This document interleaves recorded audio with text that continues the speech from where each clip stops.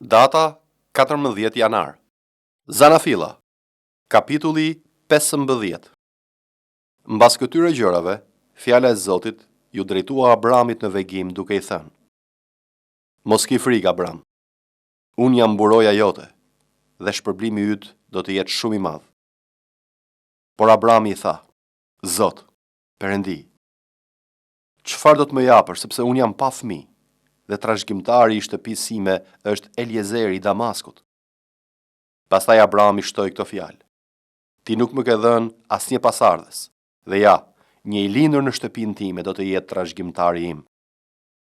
Atëherë fjala e Zotit ju drejtua duke I thënë: Ai nuk do të jetë trashëgimtari yt, por ai që ka për të dalë nga të përbrendshmet e tua do të jetë trashëgimtari yt.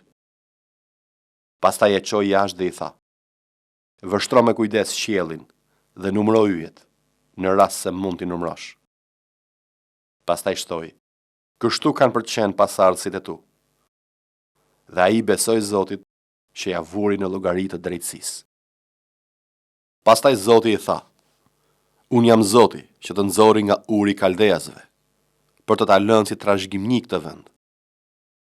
Dhe Abrami pyeti: Zot, Perëndi, nga mund ta di unë që do ta kem si trashëgim?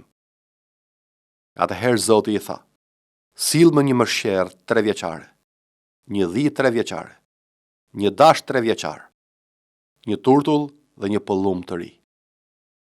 Atëherë Abrami shpuri tërë këto kafsh, I ndau më dysh dhe vendosi secilën për gjysmë përballë tjetrës, por zogjt nuk I ndau. Dhe disa zogj grabiqar zbritën mbi kafshët e vrara, por Abrami I përzuri. Me perëndimin e diellit, një gjumë I rëndë e zuri Abramin, dhe ja, një llahtari dhe një errësirë e thellë e kapluan atë. Atëherë Zoti I tha Abramit: Dije me siguri që pasardhësit e tu do të qëndrojnë si të huaj në një vend që nuk do të jetë I tyre, dhe do të jenë skllëvër dhe njerëz të shtypur për 400 vjet. Por unë do të gjykoj kombin shërbyesit e të cilit do të kenë qenë. Pas kësaj, ata do të dalin me pasuri të mëdha. Sa për ty, do të shkosh në paqe pranë prindërve të tu dhe do të varrosesh pasi të kesh arritur një pleqëri të bukur. Por në brezin e 4, ata do të kthehen këtu, sepse padrejtësia e Amorejve s'ka arritur ende kulmin. Por me të perënduar dielli dhe me të zbritur errësira, u duk një furrë që nxjerr tym dhe një pishtar I zjarrit që kalon përmes kafshëve të ndara. Po atë ditë, Zoti bëri një beslidhje me Abramin duke I thënë: Unë u jap pasardhësve të tu këtë vend, nga porroji I Egjiptit deri në lumin e madh, lumin e Eufratit. Kenejt, Kenizejt, Kadmonejt, Hitejt, Perezejt, Refejt, Amorejt, Kanaanejt, Girgazejt dhe Jebuzejt. Mateo, kapitulli 14. Në atë kohë, Herodi, tetrarku, dëgjoi famën e Jezusit. Dhe u tha shërbëtorëve të vet: Ky është Gjon Pagzori. Ai u ngjall së vdekurisht dhe prandaj veprat fuqishme veprojnë në të. Sepse Herodi si e kapi Gjonin, e lidhi dhe e futi në burg për shkak të Herodiadës, grua së Filipit, vëllait të vet. Sepse Gjoni I thoshte: Nuk të lejohet ta kesh atë. Dhe ndonse donte ta vriste, Herodi kishte frikë nga populli, sepse e mbanin Gjonin për profet. Por kur po festohej ditëlindja e Herodit, e bia Herodiadës vallëzoi në mes dhe I pëlqeu Herodit, aq sa I premtoi asaj me betim se do t'i jepte çfarëdo që t'i kërkonte. Dhe ajo, e shtyr nga ëma, tha: Ma jep këtu, mbi një pjatë, kokën e Gjon Pagzorit. Dhe mbretit I erdhi keq, po për shkak të betimit dhe të ftuarve që ishin me të në tryezë, urdhëroi që t'ja japin. Atëherë dërgoi në burg për t'i prerë kokën Gjon Pagzorit. Dhe kokën e tij e prumi një pjatë dhe ja dhan vajzës dhe ja çoi së ëmës. Dhe dishepujt e tij erdhën, e morën trupin dhe e varrosën, mandej vajtën dhe ja treguan ngjarjen Jezusit. Dhe kur Jezusi I dëgjoi këto, u tërhoq prej andej me një bark në një vend të shkretë, veçan. Dhe turmat kur e dëgjuan e ndoqën me këmbë nga qytetet. Dhe Jezusi kur doli nga barka pa një turm të madhe, pati edhe mshëri për ta, dhe shëroi të sëmurët e tyre. Por në mbrëmje dishepujt e tij ju afruan dhe i thanë: "Ky vend është i shkret dhe tashmë u bë vonë. Lejoj turmat që të shkojnë nëpër fshatra të blejnë ushqime për vete." Por Jezusi u tha atyre: "Nuk është nevoja të shkojnë, u jepni juve të hanë." Dhe ata i thanë: "Këtu nuk kemi tjetër përveç 5 bukë dhe 2 peshq." Dhe ai u tha: "Mi sillni këtu." Dhe i urdhëroi turmat të ulën mbi bar.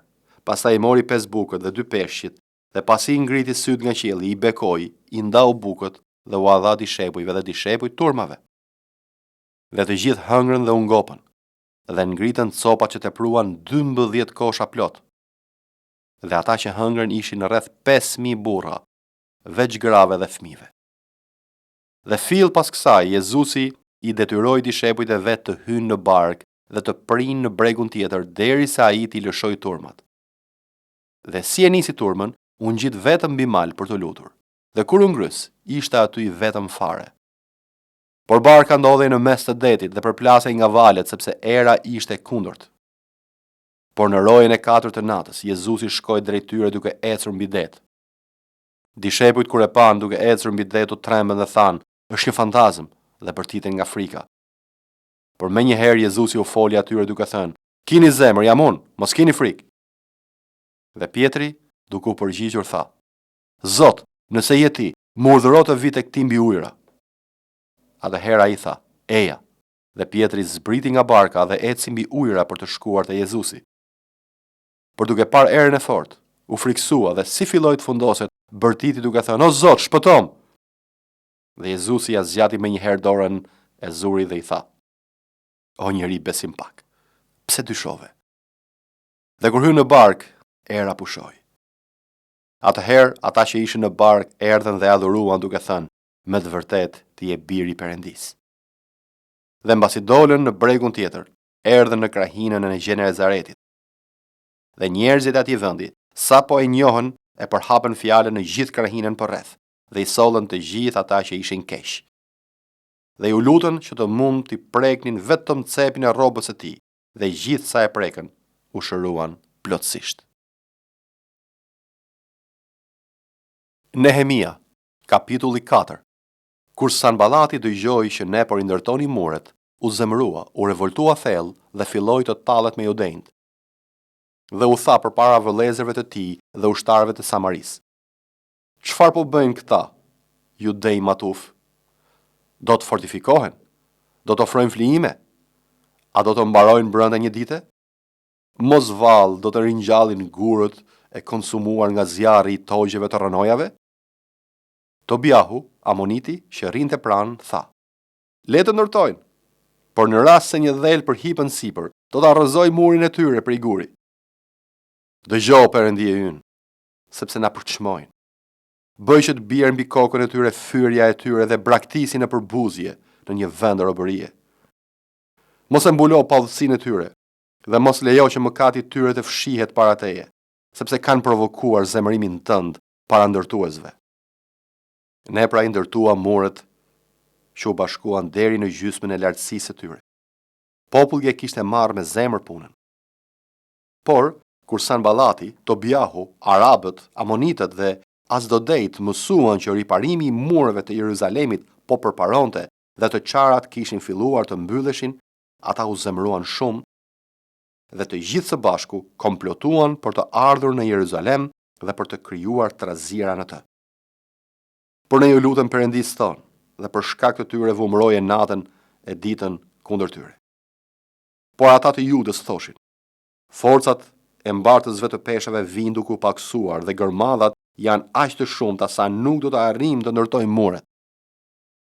Përveç kësaj, kundërshtarët tanë thoshin: "Ata nuk do të dinë dhe nuk do të shohin asgjë derisa ne do të sulemi në mes tyre dhe do t'i vrasim. Kështu do të bëjmë që të ndërpriten punimet."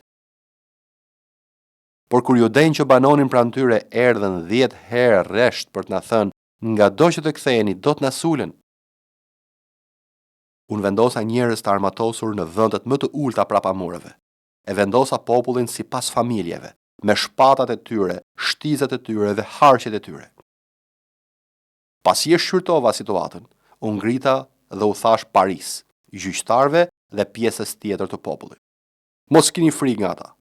Kujtoni Zotin e madh dhe të tmerrshëm dhe luftoni për vëllezërit tuaj, për bijtë dhe bijat tuaja, për bashkëshortet tuaja dhe për shtëpitë tuaja. Kur armiqtë tanë mësuan që ne ishim të informuar mbi këtë gjë dhe që Perëndia e kishte bërë të dështonte planin e tyre, ne të gjithë u kthyem tek muret, secili në punën e vet. Qysh prej asaj dite, gjysma e shërbëtorëve të mi merrej me punët, ndërsa gjysma tjetër kishte rrokur shtizat, mburojat, harqet dhe kishte veshur parzmoret. Komandantët qëndronin mbrapa tërë shtëpisë së Judës. Por ata që ndërtonin muret dhe ata që mbartnin u ngarkonin peshat. Me një dorë merreshin me punimet dhe me dorën tjetër mbanin armën e tyre. Tërë ndërtuesit duke punuar mbanin secili shpatën e ngjeshur në ije, ndërsa Borizani rrinte pranë meje. Atëherë unë thash Paris, zyrtarëve dhe pjesës tjetër të popullit. Puna është e madhe dhe e shtrirë, dhe ne jemi të shpërndarë mbi muret, larg njëri tjetrit. Kudo që të dëgjoni tingullin e Boris, atje mblidhuni pranë nesh, Perëndia ynë do të luftoj për ne. Kështu e vazhdonin punën, ndërsa gjysma e njerëzve kishte rrokur shtizën që në agim e derisa dilnin yjet. Në të njëjtën kohë, i thash gjithashtu popullit, secili nga ju të rri me shërbëtorin e tij brenda Jeruzalemit për të na ruajtur natën dhe për të punuar pastaj ditën. Kështu as unë, as vëllezërit e mi, as shërbëtorët e mi, as njerëzit e rojës që më ndiqnin, nuk i hiqnim rrobat, por secili kishte armën e tij me ujë.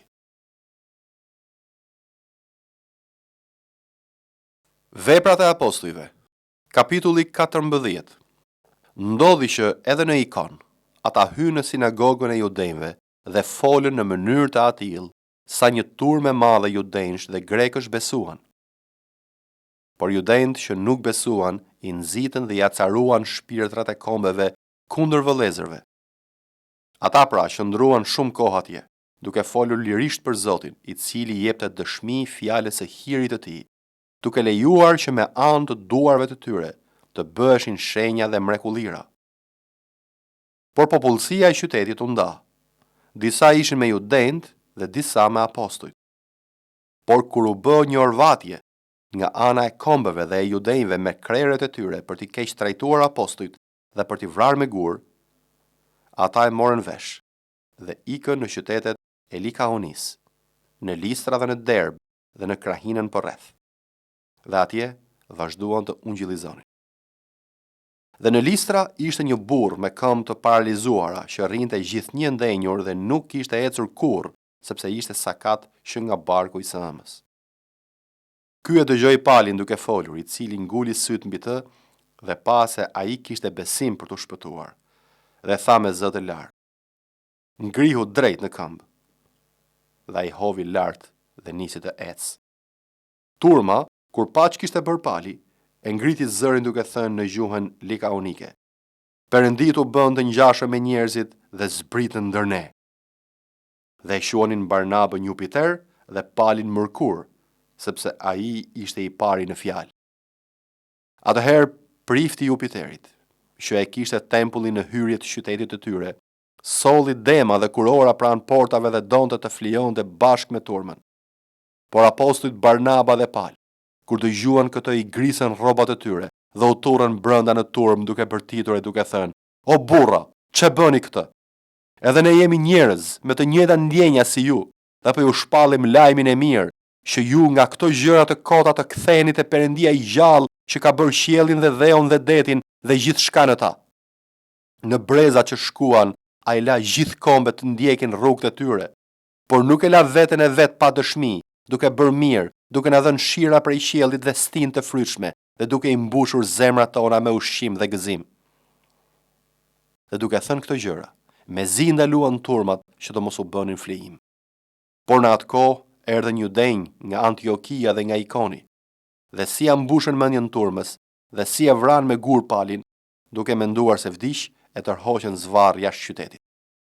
Por kur dishepujt u mblodhen rreth tij, u ngrit dhe hyri në qytet, dhe të nesërmen doli me Barnabën për në Derb, dhe mbasi u ngjillizuan atë qytet dhe bën shumë dishepuj, u kthyen në Listra, Ikon dhe Antioki, duke forcuar shpirtrat e dishepujve dhe duke i nxitur që të qëndrojnë në besim dhe duke thënë se më shumë mundime duhet të hymë në mbretërinë e Perëndisë. Dhe mbasi u caktuan atyre pleqt sipas kishave, u lutën me agjërime, ja lanë Zotit në të cilin kishin besuar. Dhe mbasi e përshkuan Pisidin, erdhen në Panfili, dhe mbasi e shpallën fjalën në Perg, zbritën në Atali. Dhe asha andej lundruan për në Antioki, prej nga ishin dorëzuar hirit të Perëndisë për të bërë veprën që kishin përmbushur. Por si mbërritën, mblodhën kishën dhe treguan të gjitha sa bëri Perëndia me anë të tyre, dhe si u kishte hapur kombeve derën e besimit. Dhe ndenjën atje me dishepujt një kohë jo të shkurtër.